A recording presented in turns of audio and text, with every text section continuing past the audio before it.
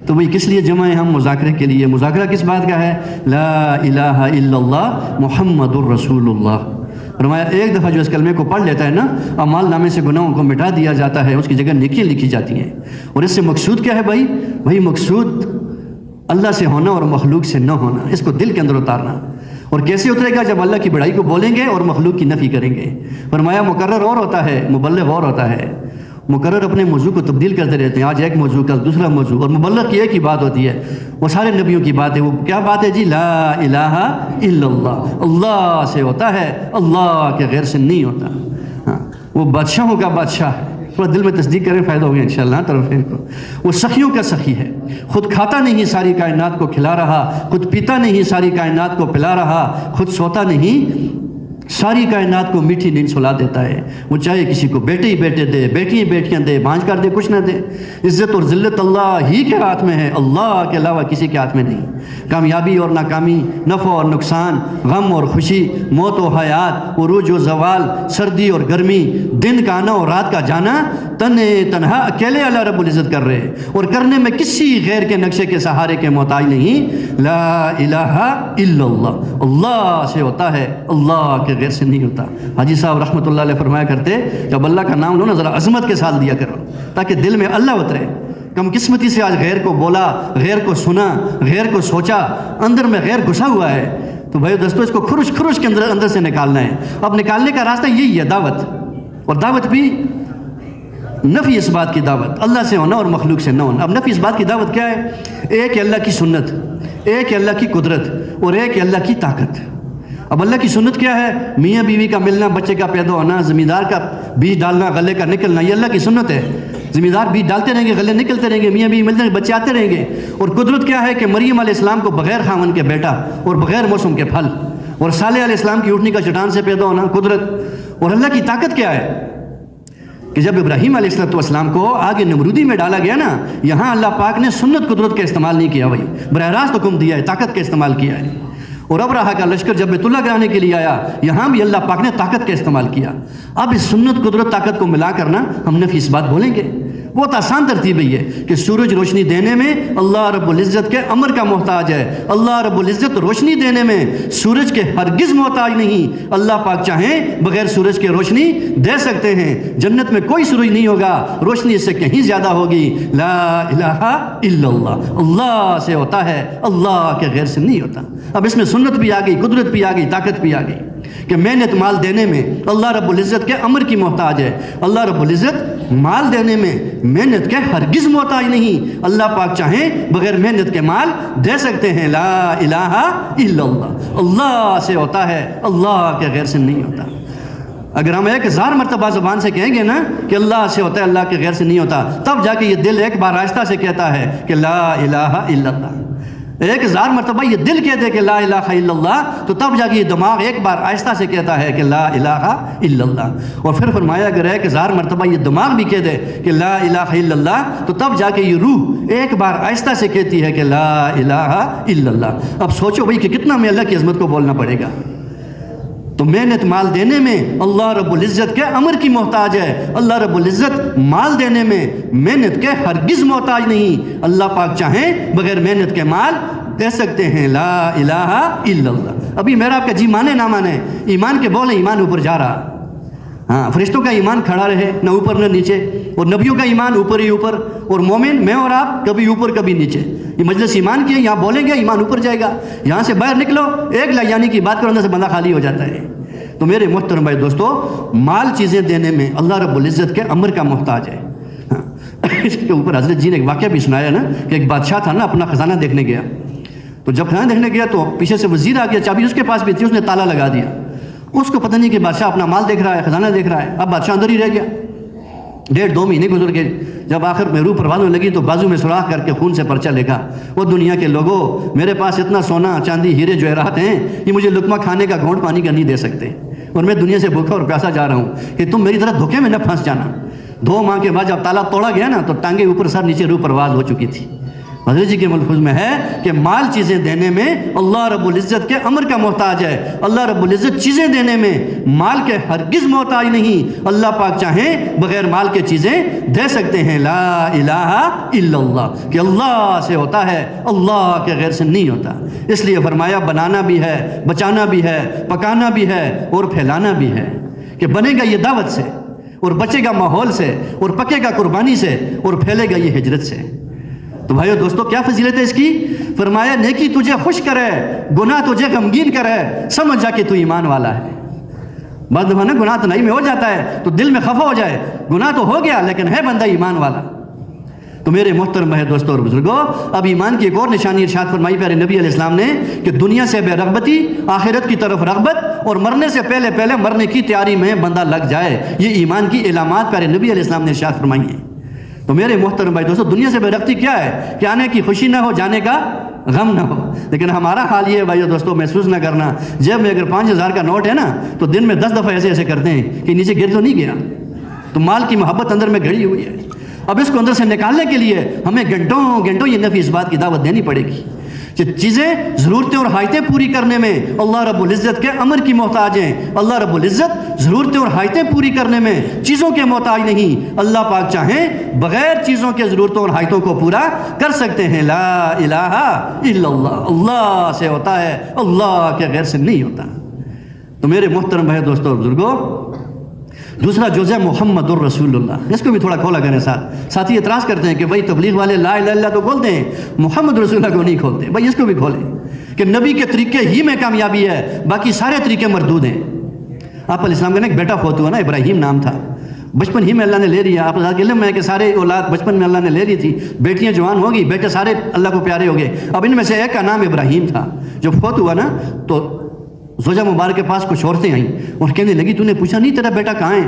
فرمایا میں نے پوچھا تھا نبی علیہ السلام سے. آپ علیہ السلام نے فرمایا تیرا بیٹا تو جنت کے اندر ہے. تو عورتیں کہنے لگی تو نبی سے کہہ دیتی یا رسول اللہ دکھلا دیجئے, اور اپنے آنکھوں سے بیٹے کو بھی دیکھ لیتی, جنت کو بھی دیکھ لیتی. تو کیا جواب ارشاد فرمایا, اگر میں اپنی آنکھ سے دیکھ لیتی, میری آنکھ تو دھوکہ کھا سکتی ہے, لیکن نبی کی زبان سے کلمات نکل چکے ہیں کہ تیرا بیٹا جنت کے اندر ہے, تو یہ حق اور سچ ہے. یہ ہے محمد الرسول اللہ.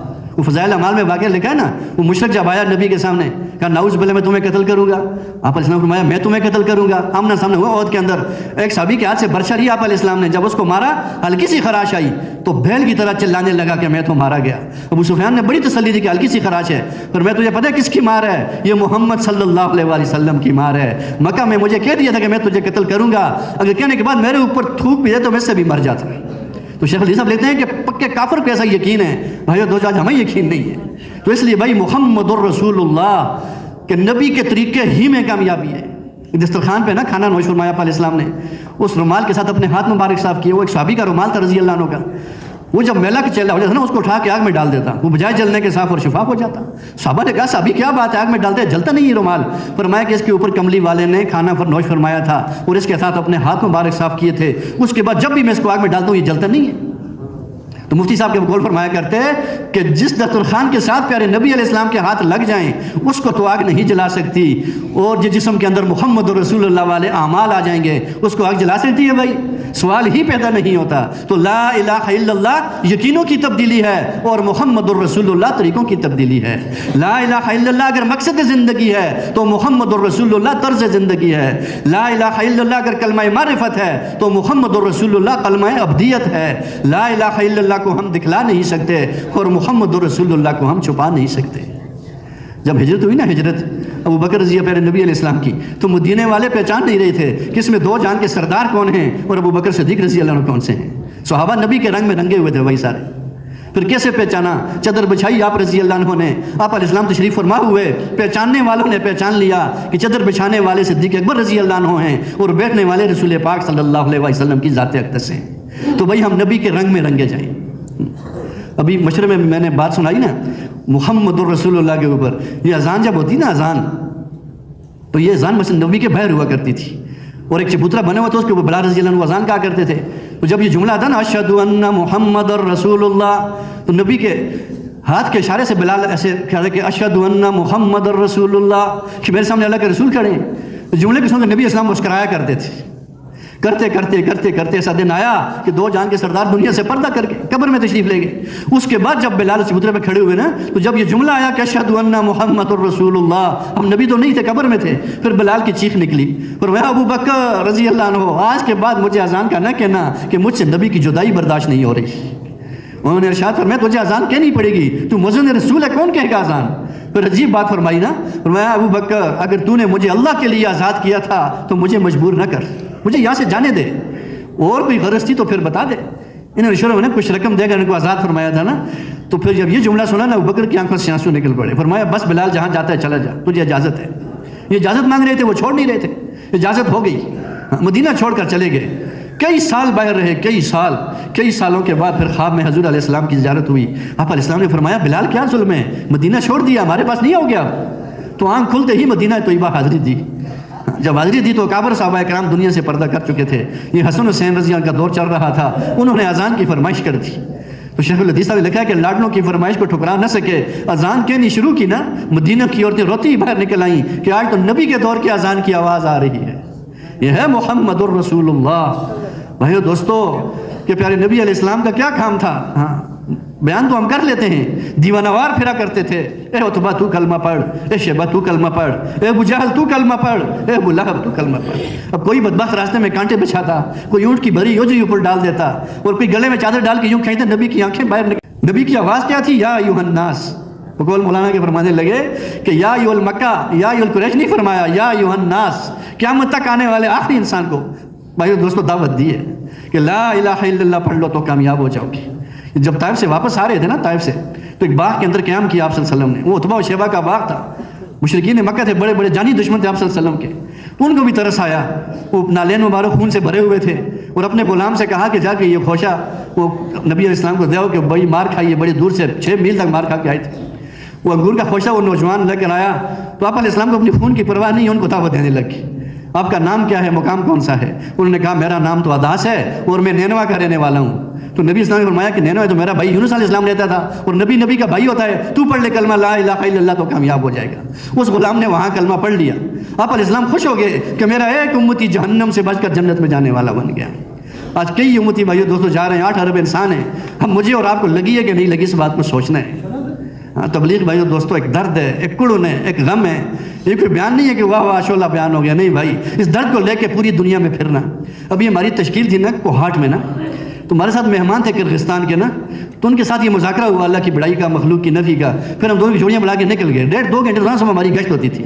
وہ مہمان کا نام عبداللہ تھا نا، جب وہ باہر نکلتا نا، جب دعوت دیتا نا، آخر میں کہتا یہ الا اللہ کی آواز زور سے لگاتا تھا نا، تو سارے پٹھان اس کی طرف متوجہ ہو جاتے تھے کہ بھائی یہ کیسی شخصیت آئی ہوئی ہے، تو سب کی آنکھوں سے آنسو نکلے کہ بھائی یہ کیسی آواز لگا رہا ہے، تو بھائی اس آواز کے اندر ایک کشش ہے کہ اللہ سے ہوتا ہے، اللہ کے غیر سے نہیں ہوتا۔ تو سارے بھائی نیت کریں انشاءاللہ کہ روزانہ اس کو ہم 4 گھنٹے یا 25 آدمیوں کو ضرور دعوت دیں گے انشاءاللہ، تو کریں گے نا کوشش انشاءاللہ۔ تو بھائیو دوستو، پیارے نبی علیہ السلام کی یہ مبارک زندگی، صحابہ کے ساتھ تھوڑی سی محنت ہوئی۔ اب ایک صحابی کے بارے میں آتا ہے نا کہ اس نے صرف 5 سال نبی کی صحبت اٹھائی ہے، 5 سال۔ صحابی کا نام کیا ہے؟ سعد بن معاذ رضی اللہ تعالیٰ عنہ۔ ہاں ان کا واقعہ بڑا مشہور ہے نا، اماں عائشہ فرماتی ہیں رضی اللہ عنہ کہ جب میں جنگ خندق کے دن اپنے دروازے سے باہر نکلی تو دیکھے 2 صحابہ آ رہے ہیں، تو میں نے پہچان لی ہے کہ ایک تو سعد بن معاذ رضی اللہ عنہ ہیں اور دوسرے ان کے ساتھ حارث رضی اللہ عنہ ہیں، ان کے بھتیجے تھے۔ تو فرمایا کہ ذرا پوری جسم کے اوپر پہنی ہوئی تھی، ہاں لگی ہوئی تھی ذرا، لیکن بیچ میں سے ایک جگہ خالی تھی، تو میرے دل میں یہ بات آئی کہ یہ جگہ خالی ہے، یہاں کہ کہیں دشمن کی طرف سے تیر نہ لگ جائیں، نیزہ نہ لگ جائے۔ تو فرماتی ہے کہ وہ جب باغ میں تشریف فرما ہوئے حضرت عمر رضی اللہ کے ساتھ میں بھی باہر نکلی، تو حضرت عمر نے مجھے ڈانٹا رضی اللہ عنہ نے کہ اللہ کی بنی تو کسی یہاں پہ آئی ہے، جا اندر چلی جا۔ تو فرماتی ہے کہ میرے پاؤں سے زمین نکل گئی، میں اندر چلی گئی واپس۔ تو کہتی ہے تھوڑی دیر کے بعد مجھے آواز آئی کہ میں ابن الارقہ ہوں اور میرا نشانہ کبھی خطا نہیں گیا۔ تو فرماتی ہے کہ اسی مقام پہ وہ تیر جا کے لگ چکا تھا اور خون جاری ہو گیا تھا۔ تو دعا فرمائی سعد بن معاذ رضی اللہ عنہ نے کہ یا اللہ جب تک میں بنو قریظہ والوں کا فیصلہ نہ سنا دوں اس وقت تک مجھے موت نہ دینا۔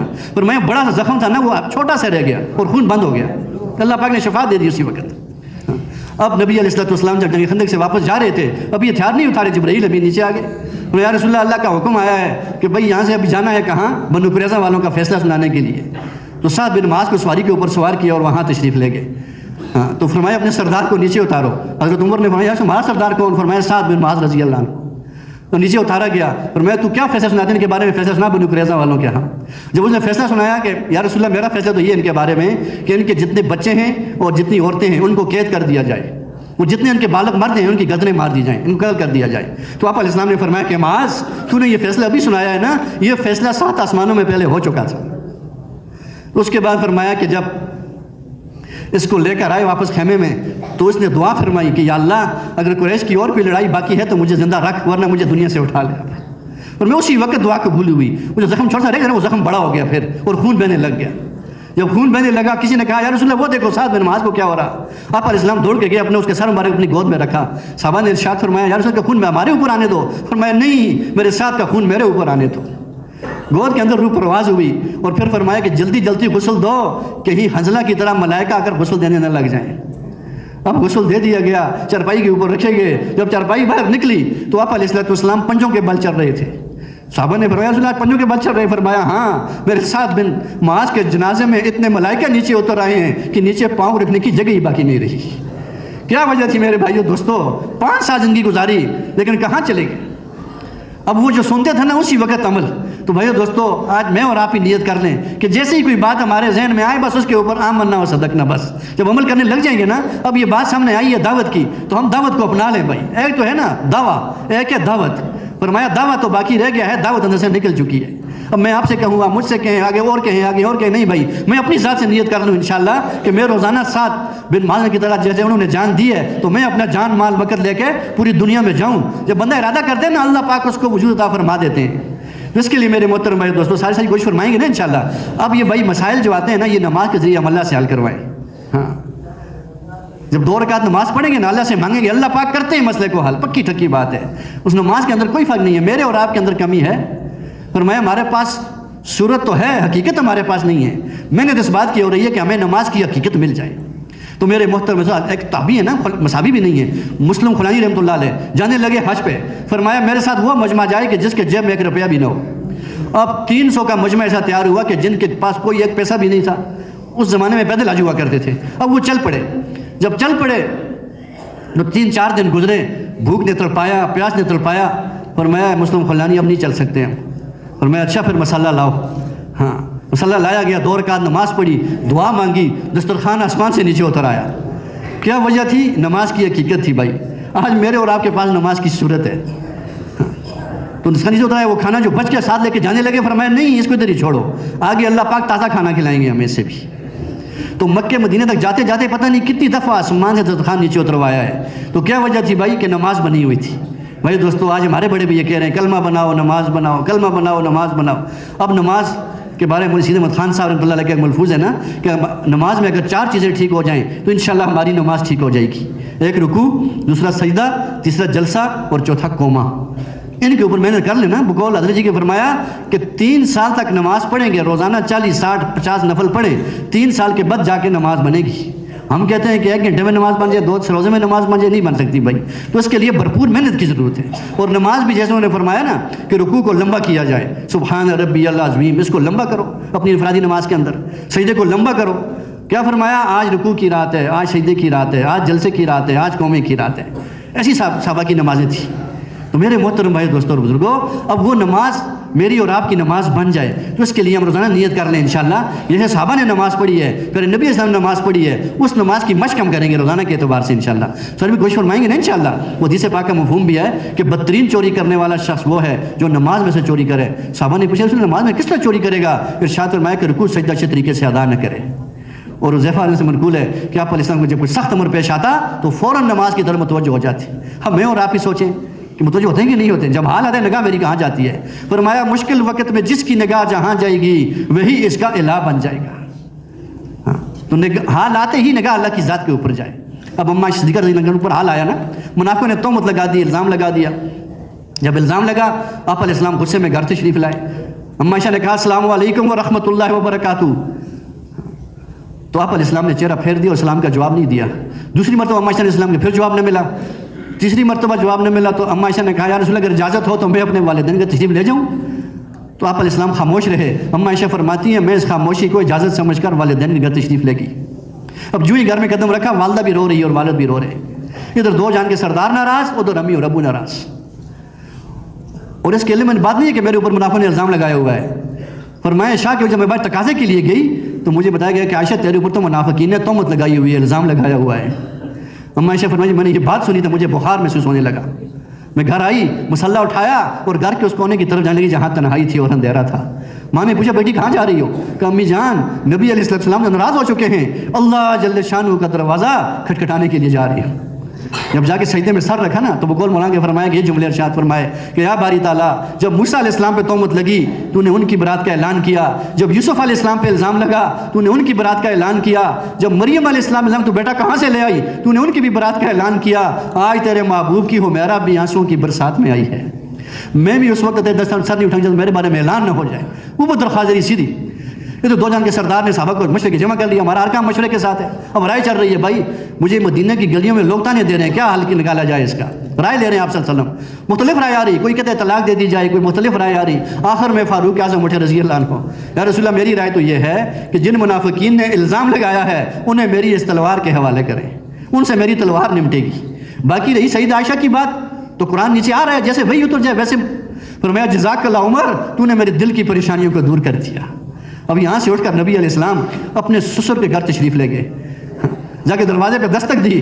اماں عائشہ کی والدہ محترمہ ام رومان رضی اللہ نے دروازہ کھولا, سامنے دیکھا دو جہان کے سردار کھڑے ہیں. پہلا سوال کیا میری حمیرہ کہاں ہے, میری عائشہ کہاں ہے؟ یہ نام لاڈ کی وجہ سے رکھا ہوا, جیسے ہم لاڈ میں نام رکھتے ہیں نا, اما عائشہ کا نام رکھا ہوا تھا حمیرہ رضی اللہ عنہ, کہ میری حمیرہ کہاں ہے؟ ان کی والدہ نے روتے ہوئے جواب دیا کہ آپ کی حمیرہ تو جس دن سے آپ کے گھر سے آئی ہے وہ تو سجدے سے سر ہی نہیں اٹھا رہے, رو رہی ہے وہ. اور اما عائشہ فرماتی ہے میں سن رہی تھی والدہ کی باتوں کو, نبی کی باتوں کو, جی چاہ رہا ہے کہ جاؤں چمٹ کر جی بھر کے رو لوں, لیکن پھر میرے ضمیر نے گوارا نہ کیا کہ جس کی دلن وہ درخواست دی وہاں سے فیصلہ تو ہو جائے. فرماتی ہے تھوڑی دیر کے بعد آپ علیہ السلام اندر تشریف لائے اور فرمانے لگے عائشہ اگر اپنی صفائی میں کچھ کہنا چاہتی ہو تو بولو. اما عائشہ فرماتی ہے پتہ نہیں میرے جذبات کا بھی کیا عالم تھا. میں نے کہا یا رسول اللہ وسلم میں دلوں کے بھید جاننے والے کو اپنا فیصلہ سنا بیٹھی ہوں. فرمایا جزاک اللہ عائشہ, میں بھی اسی کے فیصلے کا انتظار کر رہا ہوں. تھوڑی دیر کے بعد کملی والے چادر مبارک اوڑھ لی. یہ اس بات کی نشانی ہوا کرتی تھی کہ جب وہی نیچے ہوتی نا وہی تو آپ علیہ السلام پہ کپ کپی طاری ہو جایا کرتی تھی, اور جس اٹھنے کے اوپر آپ علیہ السلام تشریف فرما ہوتے تھے نا وہ اٹھنی زور کی وجہ سے نیچے بیٹھ جایا کرتی تھی. یہ قرآن اتنا وزنی ہے میرے محترم بھائی دوستو. تو جب چادر مبارک اوڑھی تو ام عائشہ فرماتی ہیں کہ رابطہ ہے قائم ہو گیا, شاید میری برات کا اعلان ہونے والا ہے. فرماتی چادر مبارک ہٹائی تو مجھے یوں محسوس ہوا کہ جیسے بادلوں کی گٹاؤں سے 14ویں کا چاند نکل آتا ہے. نبی کا مکھڑا ایسا مکھڑا تھا, نبی کا چہرہ ایسا چہرہ تھا. جبرائیل امین جب آئے نا پیدائش کے اوپر ان کی آنکھیں بھی جم گئی, یا اللہ ایسا حسین تو میں نے کبھی دیکھا نہیں ہے. جبرائیل تو ایسا حسین کہاں دیکھتا, میں نے ایسا حسین اس سے پہلے پیدا کیا ہی نہیں. تو جب چادر مبارک ہٹائی تو جملے ارشاد فرمائے کہ عائشہ تجھے مبارک ہو کہ جب موسیٰ پہ تہمت لگی ایک عورت وکیل صفائی بنی. جب یوسف علیہ السلام پہ الزام لگا تو چھوٹا سا بچہ بولا تھا کہ اس کی قمیض دیکھو آگے سے پھٹی ہے پیچھے سے پھٹی ہے, تو وہ وکیل صفائی بنا. اور جب مریم پہ الزام تو بیٹا کہاں سے لے آئی تو ان کے بیٹے عیسیٰ علیہ السلام وکیل صفائی بنے. عائشہ تیرا مقدر ہے کہ جب منافقین نے تجھ پہ الزام لگایا تو خود خدا وکیل صفائی بن گیا. یہ سورہ نور کھول کے دیکھو نا میرے محترم بھائی دوستو, تو حال آتے ہی میری اور آپ کی نگاہ اللہ کی ذات کے اوپر جائے. آج حال آتا ہے تو نگاہ اللہ کے غیر کے اوپر جاتی ہے. کیوں؟ غیر کو بولا, غیر کو سنا, غیر کو سوچا, اندر میں غیر گھر کر چکا ہے. تو بھائی راستہ یہ نکالنے کا نفی اس بات کی دعوت. جب تک دعوت نہیں دیں گے اندر سے غیر نہیں نکلے گا, پھر ہم جن اثر لیں گے. تو میرے محترم بھائی دوستوں اور بزرگوں, عمر کے دور میں نا کاتسالی آ گئی تھی. کاتسالی صحابہ سے تھوڑی سی چوک ہوتی, اوپر سے ڈانٹ آتی تھی اللہ کی طرف سے. اب چوک کیا ہوئی کہ جب کاتسالی آئی تو خط لکھ دیا عمر بن عاص رضی اللہ عنہ کو کہ غلہ بیچو مدینہ میں کاتسالی آ گئی. اب اتنی کاتسالی سخت تھی بھائی دوستوں کہ ایک صحابی نے بکری ذبح کی نا, اس کے اندر سے خون کا ایک قطرہ بھی نہیں نکلا, اس کی زبان سے ایک جملہ نکلا واہ محمد صلی اللہ علیہ وسلم. اور قطار اس نے اتنی لمبی بھائی تھی غلے کی نا کہ فرمایا کہ پہلا اونٹ مدینے میں داخل ہو رہا تھا, آخری اونٹ مصر سے باہر نکل رہا تھا. اتنا لمبا غلہ بھیجا, لیکن پھر بھی کاتسالی ختم نہیں ہوئی تھی. تو حضرت عمر رضی اللہ عنہ کو جب بھائی دوستو مشورے کے لیے جمع کیے سارے صحابہ کو کہ بھائی بتاؤ ہم سے کیا چوک ہوئی ہے, کہ آپ علیہ السلام نے مجھے اشارہ دیا ہے کہ میں تو عمر تجھے بڑا سمجھدار خیال تجھے کیا ہو گیا ہے. اس صحابی کو خواب کے ذریعے سے بتا دیا تھا. تو صحابہ نے ارشاد فرمایا امیر المومنین ہم سے چوک یہ ہوئی کہ ہمارے اوپر ہار اللہ پاک نے بھیجا اور ہماری نگاہ عمر بن عاص کے اوپر چلی گئی. فرمایا ہاں آپ نے سچ کہا, آؤ چلو نکلتے ہیں استسقاء پڑھنے کے لیے. جب میدان کی طرف نکلے بقول مولانا عمر پالن پوری صاحب فرمایا کرتے تھے کہ بادلوں سے آواز آئی کہ اے عمر ہم نے آپ کی توبہ کو قبول کر لیا ہے. کیا وجہ تھی بھائی؟ چھوٹی سی چوک تھی, وہ سے ڈانٹ آتی تھی. آج میں اور آپ 24 گھنٹے اللہ کے غیر کے پیچھے بھاگ رہے ہیں. تو میرے محترم بھائی دوستو، اس غیر کو اندر سے نکالنے کے لیے ہمیں یہ اللہ کی بڑائی اور مخلوق کی نفی کرنی پڑے گی. تو ساری بھی کوشش فرمائیں گے نا انشاءاللہ. اور بھائیو دوستو، علم سے مقصود کیا ہے؟ علم سے مقصود یہ ہے کہ ہم علماء اکرام کے ساتھ جڑ جائیں. آج باطل ہمیں علماء سے کاٹ رہا ہے. جب علماء کے ساتھ جڑیں گے اپنے جو ہماری ترتیب میں کام کرنے کی، وہ علماء سے پوچھیں بھائی میرا یہ شغل ہے میں کیسے کروں. حال کے امر کو پہچاننا کیا مطلب ہے اس کا؟ حال کا امر یہ ہے بھائی جو میرا شعبہ ہے اس شعبے کے بارے میں جاؤں علماء کرام کے پاس پوچھوں بھئی یہ کام اس طرح کر رہا ہوں، اس میں کیا ترتیب ہے، تو وہ انشاءاللہ ہماری رہبری فرمائیں گے. تو اس کے لیے میرے محترم دوستو، علماء جو ہے نا یہ ورثۃ الانبیاء ہیں، نبیوں کے وارث ہیں. ہاں، تو اس لیے میرے محترم میرے دوستوں، بچوں کو حافظ قرآن بناؤ، عالم دین بناؤ. ہاں، تو ایسا نہ ہوا، حضرت جی کا ایک ملفوظ ہے نا کہ ایمان تمہارے دل کے اندر ہے، عبادت تمہاری مسجد میں ہے، لوگوں کے سامنے تمہارے معاملات معاشرت اور اخلاق ہیں. وہ ہمارے بیان نہیں سنتے، وہ دیکھتے ہیں اٹھتا کیسا ہے، بیٹھتا کیسا ہے، چلتا کیسا ہے، پھرتا کیسا ہے. تو میرے محترم بھائی کہ میری وجہ سے تبلیغ کے اوپر ضرب نہ لگ جائے. تو اس لیے میرے محترم بھائی دوستوں اور بزرگوں، ایمان کو بنانے کے لیے ہمیں جو ہے نا اللہ کی بڑائی، مخلوق کی نفی اور صحابہ کے واقعات، انبیاء کے واقعات، اس کو اتنا بولیں، اتنا سنیں، اتنا سوچیں تاکہ اندر میں یہ بات قرار پکڑ جائے. ہمیں ملک میں گئے تھے نا یوگنڈا میں، وہاں مفتی صاحب نے بیان کیا نا، اور آخر میں کچھ فضیلتیں سنائی تھی انہوں نے. ایک فضیلت میں یہ تھی کہ آپ علیہ السلام گھر تشریف لائے. فرمایا عائشہ بتا سب سے اچھا گھر پوری دنیا میں کون سا ہے؟ اما عائشہ نے فرمایا سب سے اچھا گھر پوری دنیا میرا ہے. وہ کیسے؟ فرمایا میرے گھر میں 2 جہان کے سردار حضور پاک صلی اللہ علیہ وسلم تشریف لاتے ہیں، اس لیے سب سے اچھا گھر میرا ہوا. آپ اسلام فرمایا عائشہ میں بتاؤں؟ یا رسول اللہ ضرور بتائیں. فرمایا سب سے اچھا گھر وہ ہے جس گھر کا فرد اللہ کے راستے میں نکلا ہوا ہے، چونکہ اس گھر میں خود اللہ ہے. اب سوچو بھائی یہ سارا مجمع نکلا ہوا ہے اللہ کے راستے میں. تو اس لیے میرے محترم نکلو گے تو نکلے گی گندگی دنیا کی، ورنہ اندر میں بھری ہوئی ہے بھائی. اب اس کو اندر سے نکالنا ہے. کوئی چھوٹی سی بات آپ کو سناؤں نا، سلمان اسلام کی نا، ان کے پاس ایک مچھر آیا نا، مچھر سلمان علیہ السلام کے پاس. کہا سلمان آپ یہ چیز پہ حکومت ہے، میں سوا کے اوپر رپورٹ کرنے کے لیے آیا ہوں. نہیں ضرورت ہے، میں سوا کے اوپر رپورٹ کرنے کے لیے آیا ہوں کہ اس کو سزا دے دوں. کہا کیوں؟ کہ جب میں کسی کو خون چوسنے کے لیے بیٹھتا ہوں نا تو یہ واہ مجھے اڑا کے لے جاتی ہے، اس لیے تو سزا دے اس کو. کہا اچھا، یہاں مضبوط ہو کے بیٹھ. پھر ان کی ہر چیز کے اوپر حکومت تھی. اب جو یہ واہ کا حکم دیا سلمان السلام نے تو مچھر یہاں سے اڑا وہاں دور جا لگا. اب فرمانے کہا نزدیک آتا ہے میں سزا دیتا ہوں، نزدیک تو آنا. اب بیچارہ ٹانگیں تو مار رہا تھا لیکن قریب نہیں آ سکتا تھا واہ کے زور کی وجہ سے. تو مولانا روم رحمۃ نے اپنی کتاب میں لکھا ہوا ہے کہ جب بندے کے دل کے اندر اللہ کی ذات عالی کا یقین اتر جاتا ہے پھر یہ دنیا اس مچھر کی طرح جتنی مرضی ٹانگیں مارتی رہے پھر یہ کبھی نہیں آ سکے گی. شرط یہ بھائی دوستو، پہلے ہم اللہ کی عظمت کو اندر اتاریں اور مخلوق کی نفی کر کے اس اندر کے خیر کو باہر نکالیں. وہ مثال بڑی مشہور ہے نا، مفتی صاحب کے پاس بندہ گیا، کہا جی میرے گھر میں کتا گر گیا کنویں کے اندر. کہا اتنے ڈول نکال تو پاک ہو جائے گا. کہا جی ڈول تو نکال دیے، بدبو ختم نہیں ہوئی. کہا اس کتے کو بھی نکالا ہے کہ نہیں نکالا؟ کہا جی وہ تو اندر ہی پڑا ہوا ہے ابھی. اللہ کی مدد پہلے اس کو نکال، پھر اتنے ڈول نکال. پھر ہمارے اندر غیر گھسا ہوا ہے اور ہم کہتے ہیں اللہ کی ذات علی کا یقین آ جائے، بھائی ایسا نہیں ہو سکتا. یہ اللہ کی عظمت اور مخلوق کی نفی اتنی کرو تاکہ اندر سے غیر نکل جائے، پھر اللہ رب العزت کی ذات علی کا یقین دل کے اندر اترے گا. تو میرے محترم بھائی دوستوں بزرگوں، جس دل میں اللہ آ جاتے ہیں نا پھر وہاں اللہ کا خیر نہیں آ سکتا. اور اللہ کی ذات بڑی کریم ذات ہے، بڑی کریم ذات ہے. بہانے ڈھونڈ رہی ہے اللہ پاک. اب یہ مجمع بیٹھا ہے، آخر میں اعلان ہو جائے گا، سب کے گناہوں کو نیکیوں کے اندر بدل دیا گیا. وہ توبہ کا واقعہ بڑا مشہور ہے نا، بنی اسرائیل کا نوجوان تھا نا، اس کی وجہ سے سالی آ گئی تھی. تو موسیٰ علیہ السلام کہوں گے لیکن جب باہر نکلے کہوں گے نکل تو غیب سے آواز ہے، یہ موسیٰ تیرے مجمع کے اندر ایک سیاکار ہے، اس کو باہر نکال پھر بارش ہوگی، ورنہ بارش نہیں ہوگی. اعلان کیا موسیٰ علیہ السلام نے، کون ہے؟ نکل جائے میرے مجمع سے. بیچ میں بیٹھا ہوا ہے، دل میں اوپر تار جوڑ لی. کیا فرمایا؟ یا اللہ آج تو میرا پردہ رکھ لے، آئندہ کی بات نہیں ہوگا. فرماتے اسی وقت بارش برسنی شروع ہو گئی. جب بارش شروع ہوئی تو موسیٰ علیہ السلام کہا یا اللہ بھی تو میں نے باہر نکالا نہیں، بارش پہلی برسنی شروع ہوگی. فرمایا موسیٰ اس نے میرے ساتھ صلح کر لی ہے. یا اللہ وہ ہے کون سا بتا تو اسی میں دیکھ لوں ایک نظر. فرمایا موسیٰ جب وہ میرا نہیں تھا تو میں نے آپ کو نہیں بتایا، اب جب وہ میرا ہو چکا ہے تو میں کیسے آپ کو بتا دوں. تو میرے محترم دوستو، اپنے جب کوئی گناہ زیادہ ہو بھی جائے نا تو اوپر پردہ ڈالو، اللہ پاک بھی پردہ ڈالیں گے انشاءاللہ. اللہ کی ذات بڑی ستار ذات ہے میرے محترم بھائی دوستو. ایک عورت آئی نا نبی علیہ السلام کے پاس، یا رسول اللہ مجھ سے زنا صادر ہو گیا، مجھے پاک کر دیجئے. فرمایا تیرے پیٹ میں جو حمل ہے پیدا ہو جائے پھر میرے پاس، ابھی یہاں سے چلی جا. چلی گئی، وہ حمل پیدا ہوا، بچہ پیدا ہوا، پھر آئی، ایسا ہی بچہ پیدا ہو گیا. فرمایا اب اس کو دودھ پلا، جب دودھ سے فارغ ہوئی پھر میرے پاس آنا. اب فرمایا جب دودھ سے ہی بچہ فارغ ہو گیا، تیسری بار جب آئی نا تو آپ علیہ السلام نے صحابہ سے ارشاد فرمایا کہ بچے کو علادہ کر دو اور عورت کو سنسار کر دو. شادی شدہ مرد عورت کی سزا سنسار ہے، زانیہ. تو جب صحابہ نے پتھر مارنے شروع کیے نا تو وہ عورت چھلنی ہو گئی اور اس کے اندر سے خون کا ایک فوارہ نکلا جو صحابی کے کپڑے کے اوپر جا کے لگا. اب وہ صحابی منہ بنا دے پیچھے کو ہٹا. اب نبی کی نظر پڑ گئی، صحابی کیا بات ہے، کیوں پیچھے ہٹ رہا ہے؟ یا رسول اللہ یہ زانی عورت، اس کا خون میرے اوپر آ گیا ہے. آپ اسلام کی آنکھوں سے آنسو جا رہے تھے. فرمایا صحابی تو کہتے ہیں نا کہ زانی عورت ہے، میں کہتا ہوں اس عورت کی استغفار اگر سارے مدینے والوں میں تقسیم کیا تو سب کے گناہ اللہ معاف کرتے۔ تو میرے محترم ہے دوستو، اللہ کی ذات بڑی کریم ذات ہے، اس اللہ کو ساتھ لیے بغیر نہ میری آپ کی دنیا بنے گی اور نہ آخرت بنے گی۔ اس اللہ کو ساتھ لینے کے لیے بھائی ماحول میں جائے بغیر بات سمجھ میں نہیں آئے گی بھائی۔ اب ماحول یہ دعوت والا ماحول ہے، یہ بڑے ہمارے جو بزرگ ہیں، اب ان کی مان کر چلیں گے انشاءاللہ دنیا بھی بنے گی اور آخرت بھی بنے گی۔ تو اس کے لیے میرے محترم بھائی دوستو اور بزرگوں، پچھلے بار میں استغفار کریں اور آئندہ کے لیے عزم کر لیں کہ آج کے بعد میں اس کام کو اپنا مقصد بناؤں گا بھائی۔